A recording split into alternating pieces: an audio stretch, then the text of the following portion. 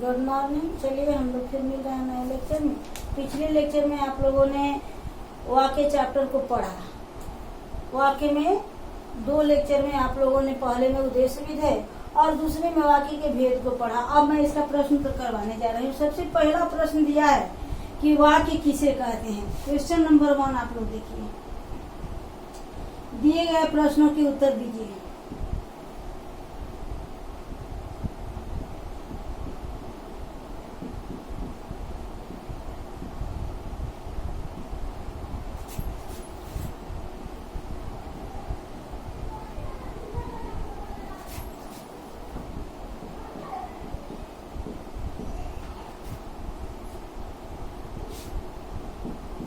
अब देखिए प्रश्न नंबर क में कह रहा है कि वाक्य किसे कहते हैं।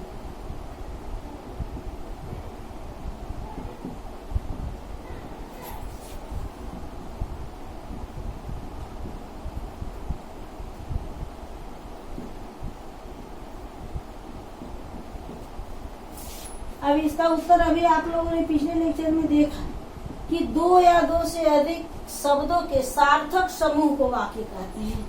यानी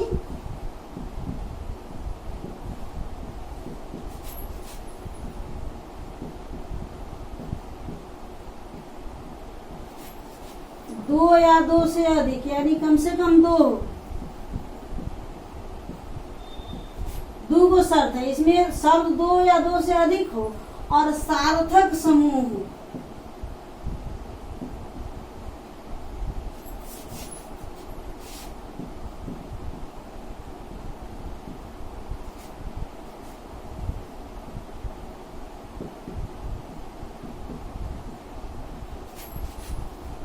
आप लोग फेयर में क्वेश्चन आंसर करते चलिएगा। ये हो गया आपका वाक्य की परिभाषा। वाक्य किसे कहते हैं तो 2 या 2 से अधिक शब्दों के सार्थक समूह को वाक्य कहते हैं। इसमें 2 ही प्रश्न दिया गया है। अब कह रहे हैं कि वाक्य के कितने अंग होते हैं, उनके नाम लिखें।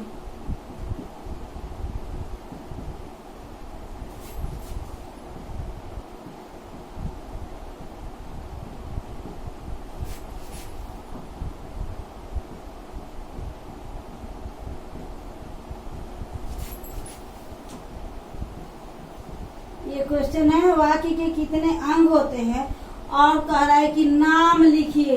उनका नाम भी आपको बताना है।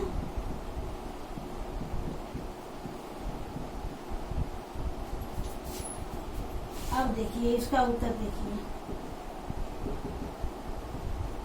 वाक्य के 2 अंग होते हैं। कितने अंग होते हैं? 2 अंग होते हैं।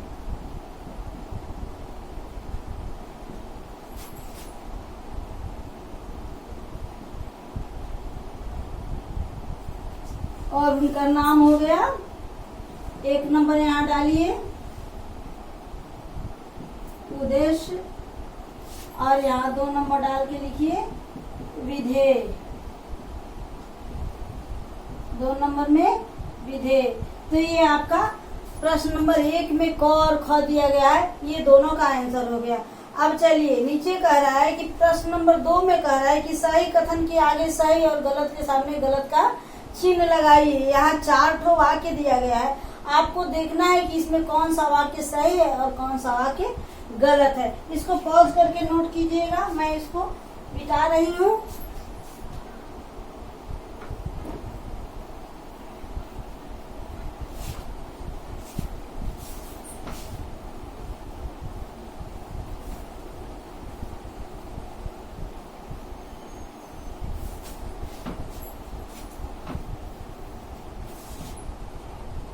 देखिए प्रश्न नंबर 2, इसमें हम पूरा नहीं लिख रहे हैं। ऊपर देखिए सिर्फ इसमें सही गलत, सही के सामने सही के निशान लगाना है।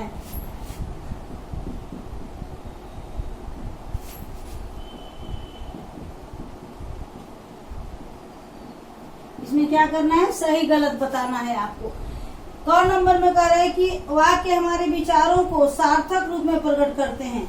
वाक्य हमारे विचारों को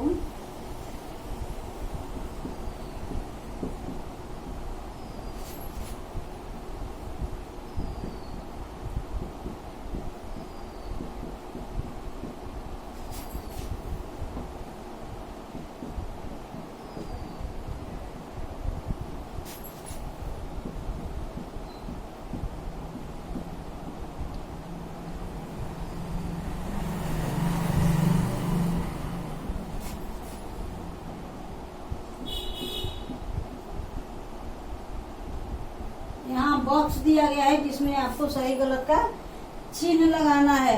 वाक्य के 2 अंग होते हैं।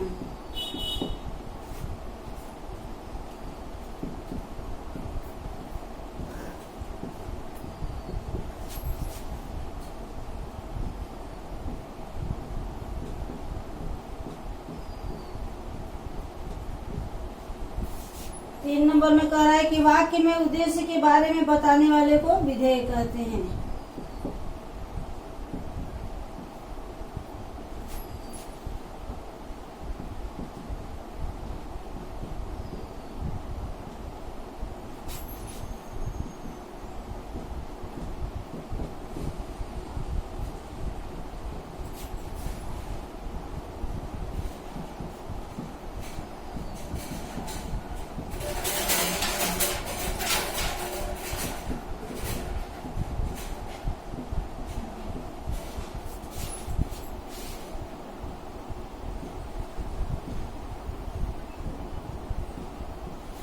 और लास्ट में कह रहा है रचना के आधार पर वाक्य के 3 प्रकार होते हैं।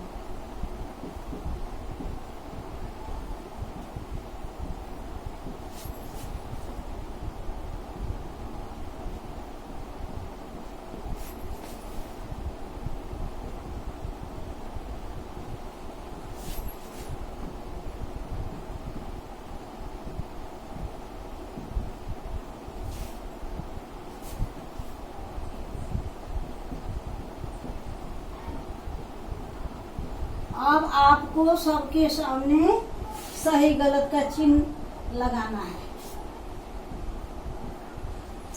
तो पहले वाक्य में करें कि वाक्य हमारे विचारों को सार्थक रूप में प्रकट करते हैं, यानी वाक्य का काम है हमारे विचारों को सही रूप में किसी के सामने रखना। तो ये भी वाक्य सही हो गया। दूसरे में कह रहे हैं कि वाक्य के 2 अंग होते हैं। तो अभी आप लोगों ने पढ़ा कि वाक्य के 2 अंग होते हैं, उद्देश्य और विधेय। तो ये भी आपका सही हो गया।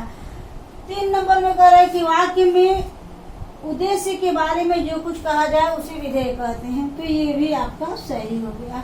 और नीचे कह रहा है कि रचना के आधार पर वाक्य के 3 प्रकार होते हैं।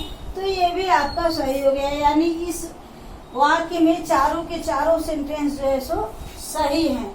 तो इस प्रकार से आपका प्रश्न नंबर 2 कंप्लीट। क्वेश्चन नंबर 3 पर चल रहे हैं। इसमें कह रहा है कि रचना के आधार पर वाक्य के भेद पर सही के निशान लगाइए, यानी रचना के आधार पर वाक्य के कितने भेद होते हैं उस पर सही, कौन सा वाक्य सरल है, कौन सा संयुक्त है और कौन सा मिश्र है, इन वाक्यों को पहचानना है। तो कह रहा है कि बच्चे ने दूध पिया और सो गया। देखिए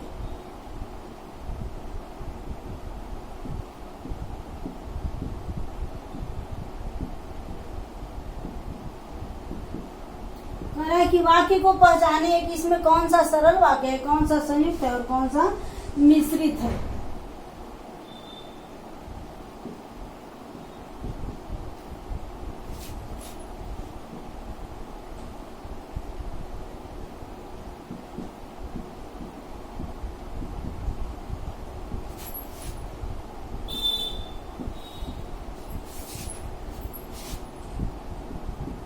उसी पर आपको चिन्ह लगाना है।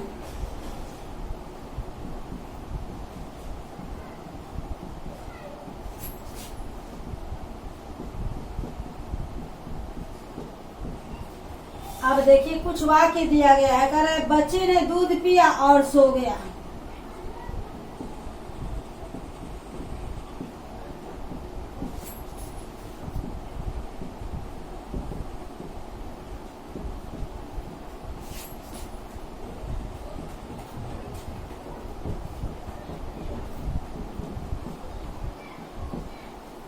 दूसरे में कह रहा है बंदर केला खा रहा था।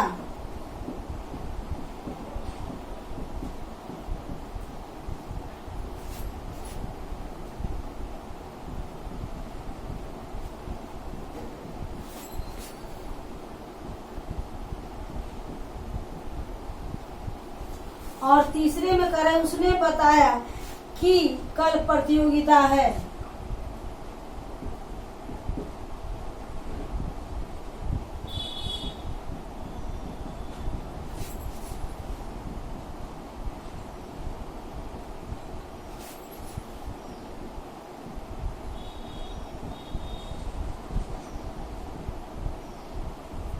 अब ये तीनों वाक्य में आपको बताना है कि कौन सा वाक्य सरल है, कौन सा संयुक्त है और कौन संयुक्त। तो सबसे पहले वाक्य में ये और जो है, बच्चे ने दूध पिया एक वाक्य, और सो गया दूसरा वाक्य, और ये और का किया है, दोनों को जोड़ दिया है।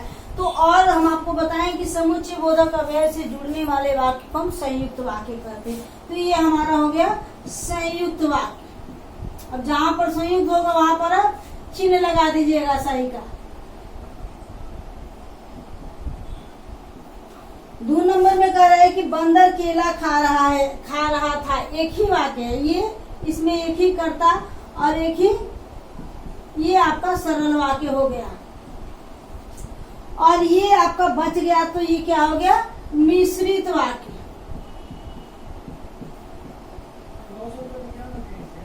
ये हो गया आपका मिश्रित वाक्य। तो इस प्रकार से ये आपका 3 नंबर हो गया।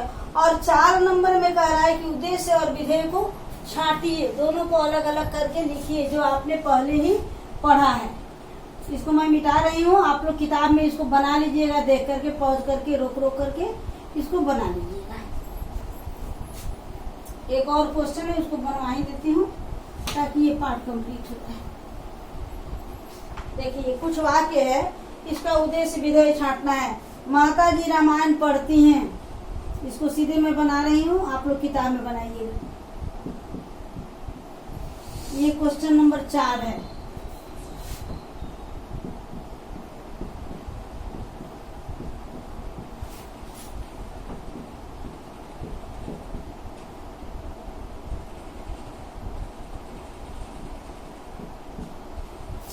दूसरा कर रहा है, हमारी टीम मैच जीत गई।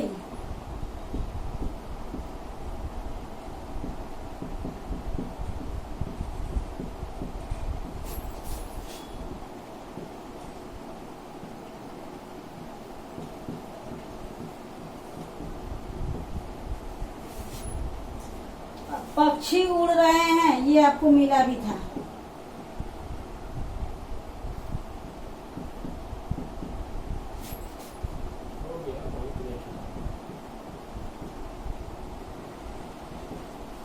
और अंत में कह रहा है, कविता ने कहानी सुनाई।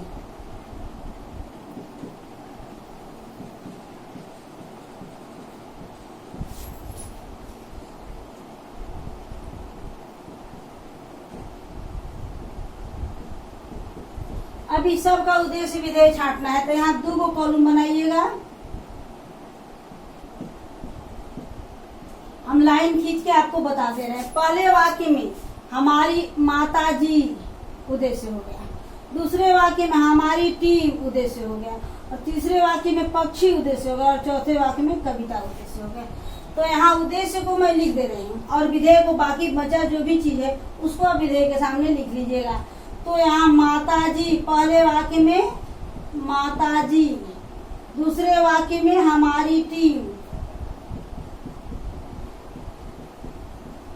तीसरे वाक्य में पक्षी, और चौथे वाक्य में कविता। ये हमारा उद्देश्य है। और जो बच रहा है, जितना भी इसमें का बिना रेखा खींचे वाला जो शब्द है, ये सारा का सारा हमारा विधेय हो गया। तो इस प्रकार से ये पार्ट 4 जो है सो आपका कंप्लीट हो गया। अगले पार्ट में आपका संज्ञा है, उसको आप लोग पढ़ के रहिएगा। अगले लेक्चर में मैं संज्ञा पढ़ाऊंगी। सुरक्षित रहिए।